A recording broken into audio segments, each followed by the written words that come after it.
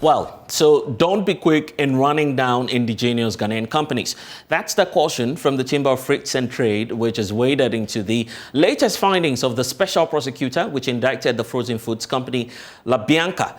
The office of the special prosecutor days ago announced the recovery of some 1 million Ghana cedis from Labianca Company Limited, owing to what it describes as a shortfall in import duties to the company that was supposed to be paid to the state. Kisi Ejabeng also made some subsequent directives to the Customs Division of the Ghana Revenue Authority. So let's bring you excerpts of the findings from the Special Prosecutor, indicating that the Special Prosecutor directs the Commissioner General of the Ghana Revenue Authority to, first of all, submit on or before the 31st of December 2022 an integrity plan to the Office of the Special Prosecutor designed with the aim of preventing the corruption of the exercise of discretion by officials of the Customs Division, especially in respect of the rendering of rulings to assure the effective operations of the Customs Act 2015 and also the Revenue Administration Act of 2016 as being directed by the Special Prosecutor. Well, the Customs Division of the Ghana Revenue Authority is hitting back on that claim from the Office of the Special Prosecutor, refuting the claims of corruption against some of its officials of Labianca Food Company. Commissioner of Customs, Colonel Damois, has been speaking on the matter. He says that the report by the Special Prosecutor was released with malicious intent to discredit custom officers. Or coming from the Office of the Special Prosecutor, trying to indict the Deputy Commissioner of Operations and myself. And anybody who has read that report very well will know the basis of that. And luckily for me, God is always on my side. Before that report came, that person had made a statement to some people who had come to them. He was going to publish something that will discredit me, and he will do that. And I even sent people to go and tell him that he's a small boy. I'm older than him. I have lived a meaningful life. If he attempts to destroy me, it won't be easy for him. People have tried it. I have survived. And this one too, I'll survive.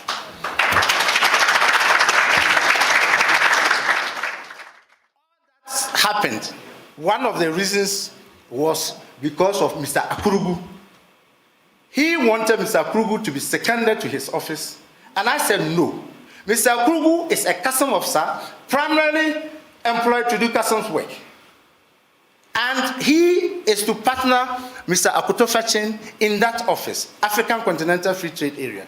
He deals with tariffs and valuation.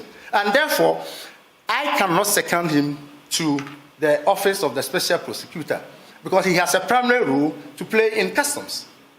And then he comes back through the Commissioner General. And again, I said, I insist and will go by that he has a primary role. It is when I don't have a role for him or I can dispense of his services, I have others to do what he's going to do, that I will give him to you. So I insist.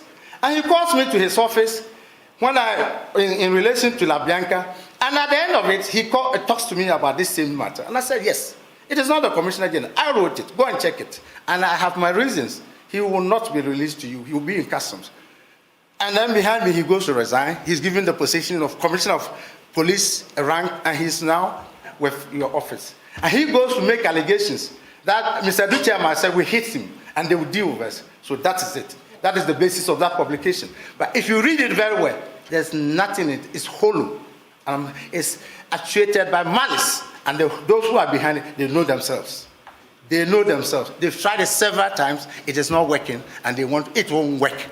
I'm ready for any prosecution. That's what he must do.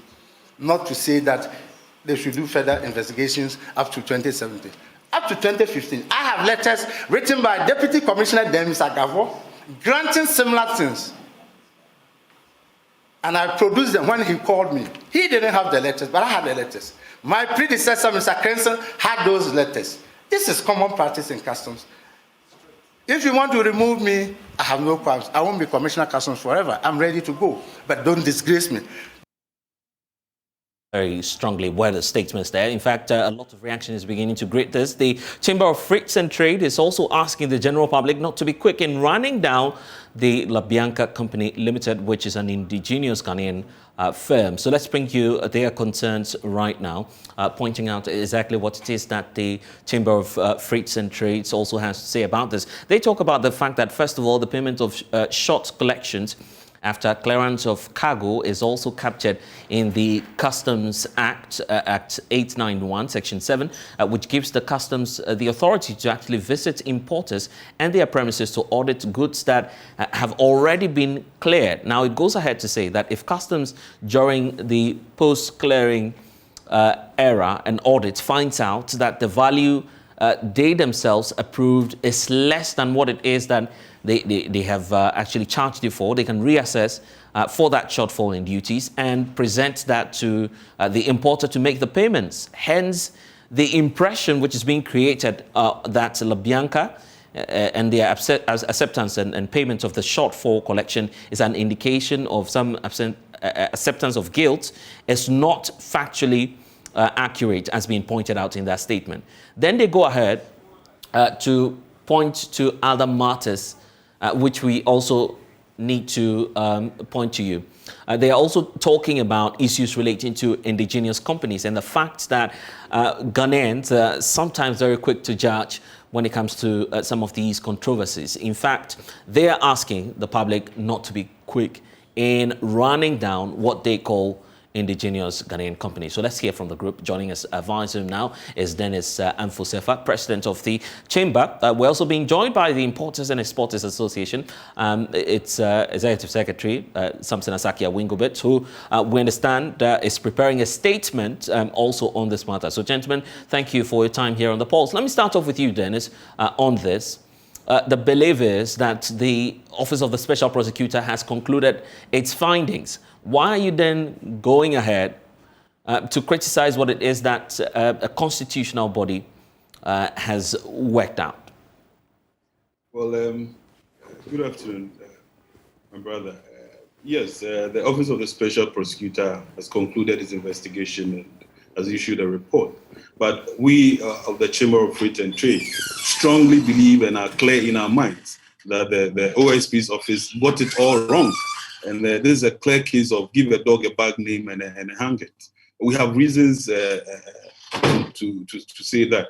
One, advance ruling is captured in the Customs Act that is being used to run the activities and the works of customs. The Customs Act 2015, Act 891, Section 12, clearly defines what customs advance ruling is, who can apply for, and how, and the procedure within which customs would either grant, deny, or vary the applicant's application or what he or she seeks to ask customs to grant.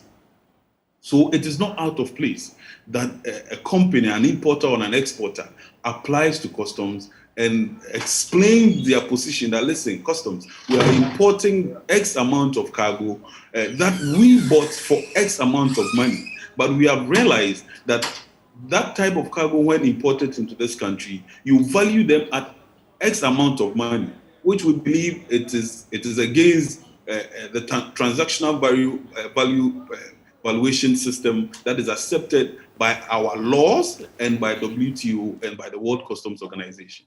So they have not done anything out of place. Nothing out of place at all. So if they apply... But there's the issue about how often we have this happening. The special prosecutor, for instance, points out to influence peddling. That's a serious crime, isn't it? That is also a serious factual inaccuracy. Because you're challenging the special prosecutor on that? Of course, he's human and he can err. There was nowhere in the report that the customs commissioner or the deputy commissioner of operations said that they approved or granted the applicant's application based on the influence of the applicant. Neither did they say the applicant took a gun to their head and asked them that you either approve or you accept my application or I'll kill you. So where is the influence peddling here? Are we also trying to say that if I become tomorrow the CEO of a Ghana Maritime Authority and I import cargo, which I believe that the value that customs is placing on the cargo is way and above the transactional value price of the cargo, I can't apply and seek for clearance and engagement for them to look at the value again? Is that what we are saying? Are we saying that if you are in any position or you happen to serve in any higher position in this country, you cannot use the law, the same law that we are to protect, to argue your case? How do you intend to redress the situation? Because as it stands now, even the OSP is giving further directives on this. He believes that there's a bigger problem of graft happening at our ports, and goes ahead to ask the Customs Division of the Ghana Revenue Authority to put up an integrity plan. For you as the chamber, are you not worried that there's some big issue happening at the Tema port which needs to be dealt with immediately? Well, I believe that if we really want to change the law, or we believe that the Section 12 in the Customs Act is absolute or is not needed again, then let's change the law. But we should not target personalities. We shouldn't target companies. We shouldn't try to denigrate image and credibility of persons of this country. Listen, the Customs Commissioner did no wrong. The Deputy Commissioner of Customs in charge of operations did no wrong. He used the Act 891. Section 12, Section 66, Section 67 of the Act that spells out how valuation and classification. Yeah, but that's discretionary power. I mean, and in terms of discretionary power, you do agree that sometimes we have excesses and abuse. It's the concern of the OSP that we need some further regulation on the exercise of that discretion. The law, then let us tackle the law, but let's not attack personalities, companies, and individuals. Because for them, everything they did, from the company itself and on the part of Customs Division of GRA, everything is grounded in law. Nothing they did went outside the confines of the law. Dennis, I guess what you're doing now is to protect one of your own under the guise of saying, well, this is a Ghanaian company, let's protect them. Why should we protect a Ghanaian company when we do know that the OSP says, well, there's some undue influence there? I gave you sections of the Customs Act, 2015 Act 891. That spells out how things are done, how these things are done.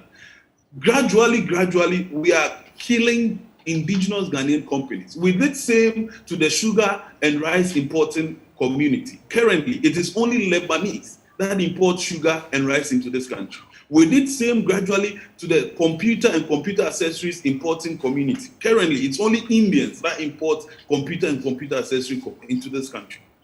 Now, we have turned our attention and our eyes to the frozen food importing community.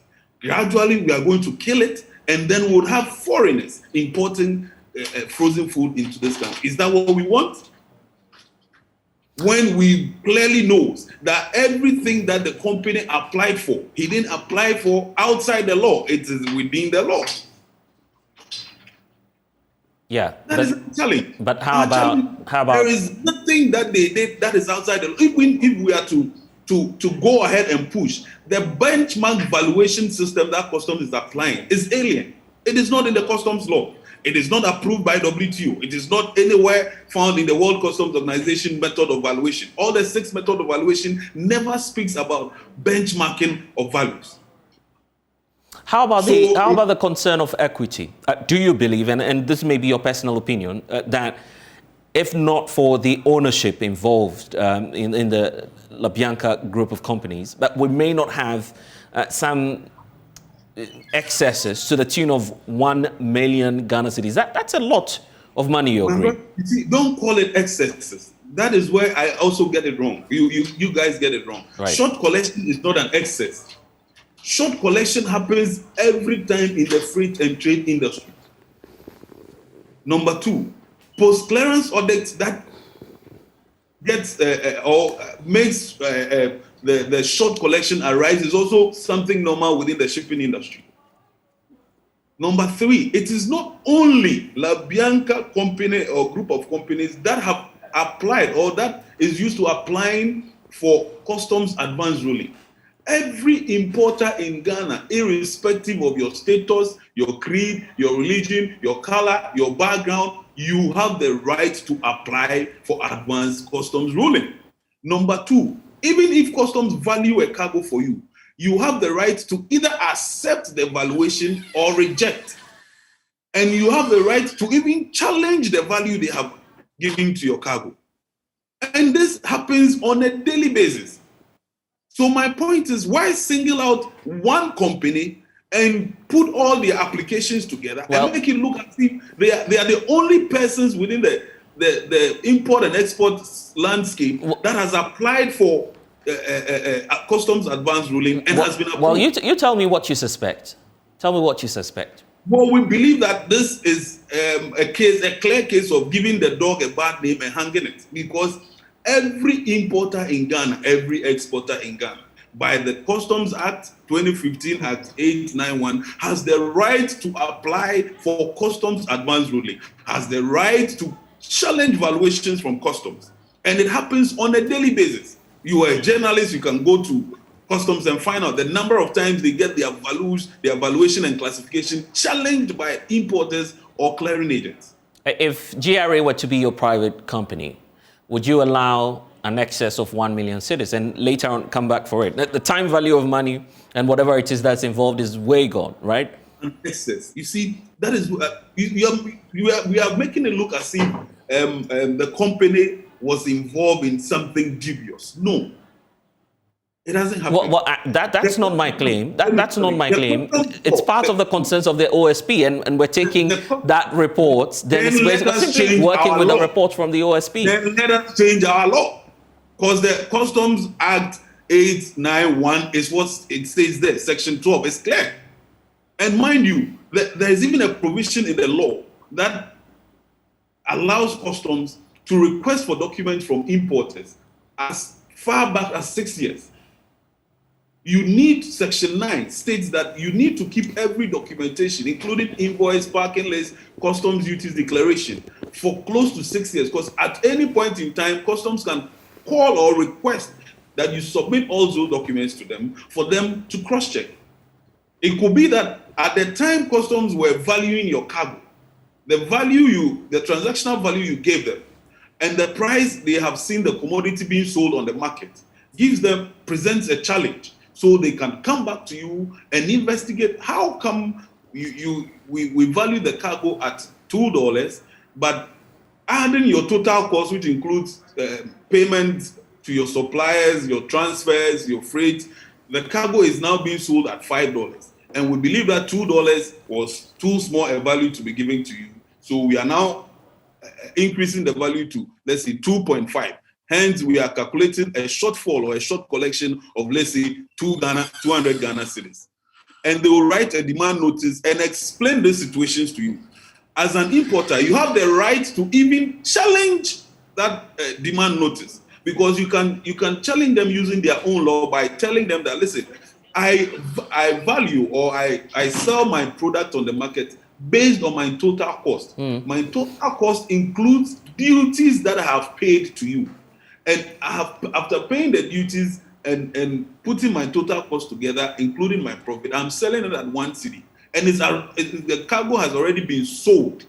How am I going to get money to pay for even the short collection you're asking for? So you can still even challenge it. But the company, being law-abiding and probably didn't want to make so much noise about it, decided to pay. Because if it was my company, I would challenge the OSP and I wouldn't pay that money. Okay. Because cargo that has already been cleared, sold. Mind you, before I was selling it, I considered my total cost. That included duty before I sold the cargo on the market or the goods on the market. The goods is already sold. Now you are telling me the duty I paid was less. Am I to go back to Kwejo Mensah, who bought the chicken in Krediasi and has used it for their live soup? That, listen, the total cost has increased. So you to the chicken I sold to you, give me some money more. Is it fair? How can that be done? You're a businessman, so it's fair to say, what you're telling us now. But it's also there's also the other side to it. Take the business aspect out. Right. If you sitting down, you decide to import a vehicle. Let me give you a classical example. One Toyota Accord, Toyota Corolla. Customs say the duty element is 200 Ghana cedis. You bought the vehicle for 200 Ghana cedis. You pay customs there 200 Ghana. You clear your car. You go to the market, having in mind that your total cost is your purchase price and your duty, which is 400 Ghana cedi. So you decide to sell the car for 500 Ghana cedi. Your profit is 100 Ghana cedis. Customs comes back to you after 4 years and tell you that you should have paid 300 Ghana cedis for the car instead of 200 Ghana cedis. So we are now coming for the short collection or the shortfall in duty of 100 Ghana cedis. You've already sold the car to, let's say, Evans Spencer. Well, can you go back to Evans and tell Evans that, hey, the price I gave you for the car has changed because the duty that customs asked me to pay has also increased. Okay. So give me 100 cedis more. Can you do Dennis, this is what I'll tell you, that in law, and of course I stand to be corrected on this, there's no expiry date for crime. So what the OSP is seeking to do now is to go into the circumstances surrounding how that exemption was given to the company. And I guess the OSP has every locus to go into that. The circumstances relating to the exercise of that discretionary power. That's what the OSP is looking out for now. You are a businessman, so you're free to say, well, I can go about my business. But the concern is about the state and how we're not getting revenue. No one is challenging the authority of the OSP to go into matters that he believes or feels has corruption or corruption-related offenses or something that has to do with corruption. But the point is, does the customs law allow for advanced customs ruling? Does it? Anyway, I guess the argument will go back and forth. But let's talk about the way forward. Let's talk about the way forward then. I'm interested in knowing what your chamber intends to do in the coming days. Will you engage the special prosecutor, for instance, on the matter?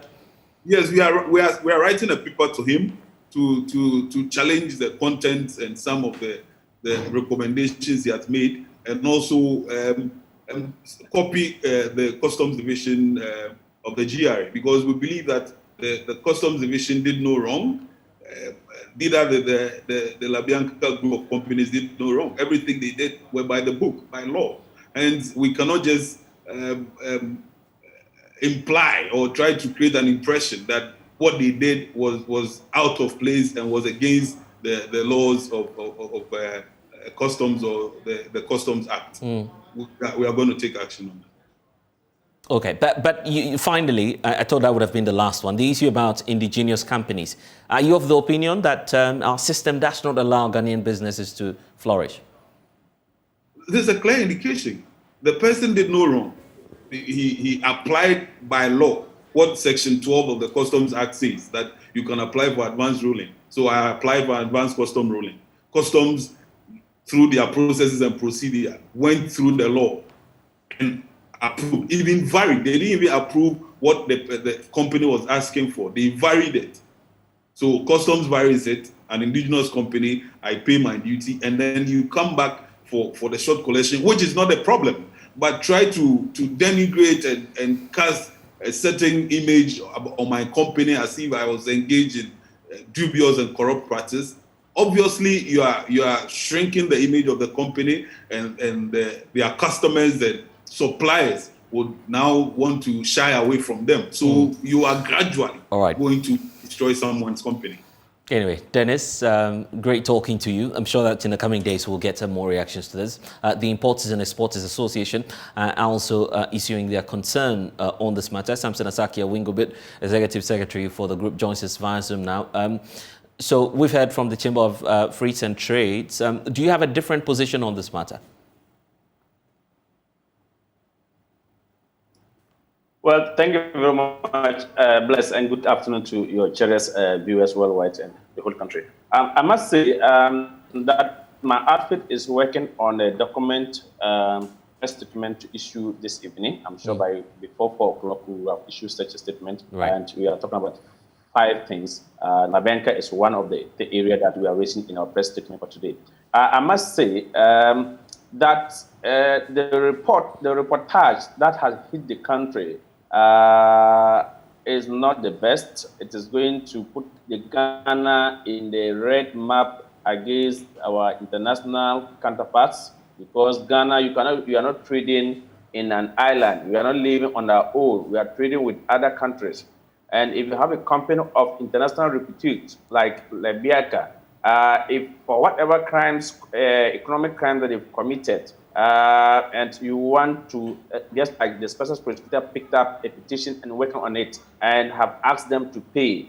And at the end of the day, even if special prosecutor hasn't gone there, there would have been what we call custom. After you clear your cargo from the port, for some number of years or months, customs come back to do what we call post audit. And based on that, if they see that there were some infractions, they will ask the company to pay. This has been happening within Custom Management Act. It's accepted. It's within the law, the ambit. You might pay a duty, but later custom realized that, look, the amount of duty that this person had paid, they were underdeclared. So if they were underdeclared, then they will ask you to pay the differences. So for me, the way the whole country have taken it, I am looking at it at the way we are tarnishing the image of the company, we are tarnishing the management and the staff, and of course, the company is distinct from the human being perspective. Don't forget that the company is a legal entity, and so which can be sued and be sued. And so the way Ghanaians, yes, this issue has cropped up.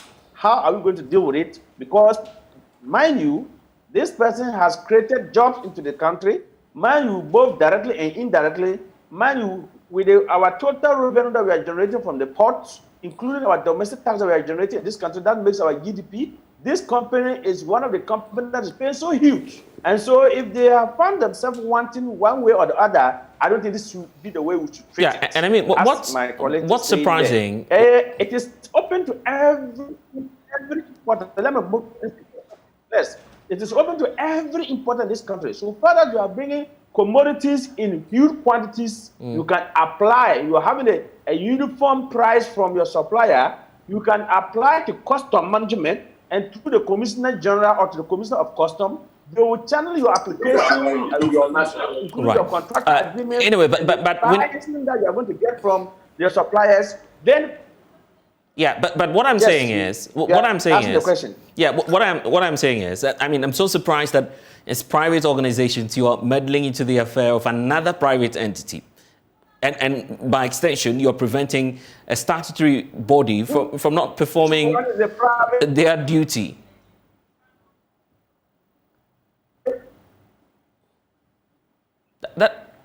That's what you're doing, right? No. Nobody is saying that the statutory body should not. Nobody is running. Nobody is